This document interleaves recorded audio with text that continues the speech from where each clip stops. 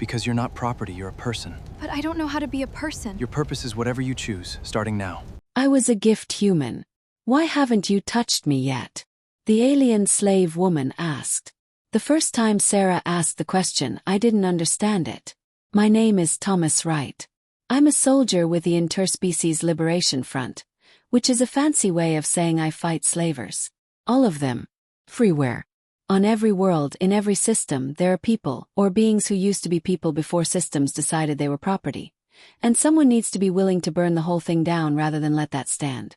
Sera was brought to the forward base on Kepler 442b 3 days after we liberated it from the merchant collective. She was a gift, according to the documentation. A comfort woman. A designation so dehumanizing that I'd had to step outside and breathe for 10 minutes when I read it. She'd been in the system for 4 years. 4 years of being treated as a thing. As compensation.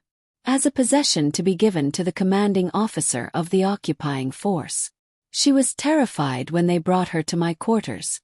I sent her out immediately and issued new orders. She was to be given a private bunk in the civilian section, civilian clothes, and access to the medical team. She was to be treated as a rescued person, not property. The medic, Chen, reported back that Sera's physical condition suggested she'd been well maintained.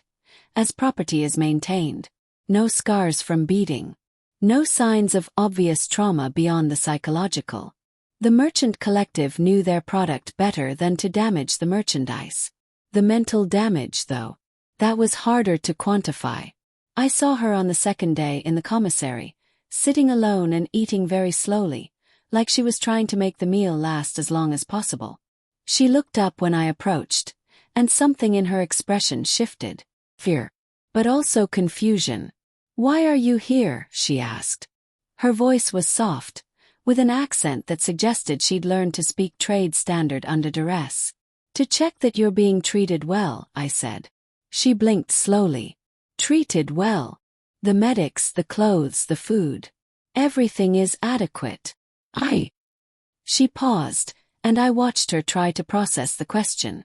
"I don't understand. When will you come to my quarters?" The implications of that question hit me like a physical thing. "You don't have to go to anyone's quarters," I said quietly. "You're not property anymore.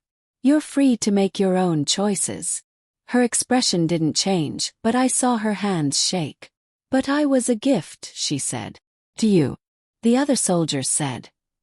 They said they were honored to see a commander's gift. They said I was lucky to be chosen for a human officer. They said. She trailed off, but her hands were gripping the edge of the table. "Why haven't you touched me yet?" It wasn't seduction in her voice. It was fear. The fear of something that had been trained into her. That her value was in her utility as property. And if someone wasn't using her, it meant something was wrong. That she was somehow defective. "Because," I said slowly, "you're a person. And I don't treat people like property." She looked at me like I'd said something in a language she didn't understand. Over the next week, I learned that Sera had been taken when she was a teenager. She had a family somewhere on the other side of the system. She'd had a name before the collective renamed her for sale. She liked mathematics. It was the one skill they'd taught her for inventory purposes. She was terrified of thunderstorms and had no idea why. She'd learned to dissociate so completely that there were hours she couldn't account for. And she kept asking in different ways why I wasn't using her. "I'm not going to," I told her one morning, when we were reviewing the settlement plans for the colony's reconstruction. I'd asked her to help with inventory calculations because she was brilliant at it, and because treating her like she had skills and intelligence seemed important. "I'm never going to. That's not what people do with other people." But the collective said. "The collective was wrong about a lot of things," I said. "Especially about you." She was quiet for a long time. "What am I supposed to do?" she asked finally. If that's not my purpose, what am I?" It was the most heartbreaking question I'd ever heard. "Whatever you want to be," I said. "You could stay here and help rebuild the colony. You could learn new skills. You could go home to your family if you want. You could do anything. It's your choice." "I don't know how to choose," she said. I haven't been allowed to choose anything in 4 years. So we started small. We gave her choices. What do you want to eat? What do you want to wear? Do you want to work today or rest? Do you want to talk or be alone? Do you want to leave the base or stay? Slowly, something shifted in her eyes. The learned fear began to recede. The way she held herself began to change.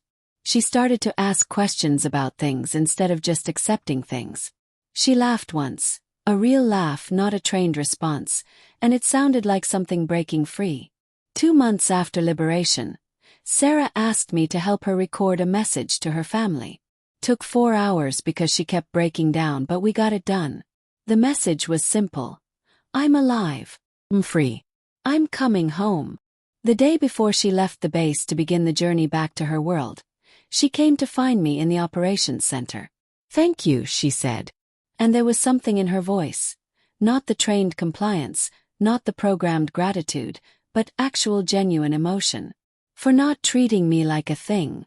For treating me like I mattered. You always mattered, I said. You just had to learn to believe it again. She reached out, and for the first time she initiated contact. Not from training but from choice. She put her hand on my arm, and it was an act of connection between equals. There will be others, she said. Others like me. Will you keep fighting?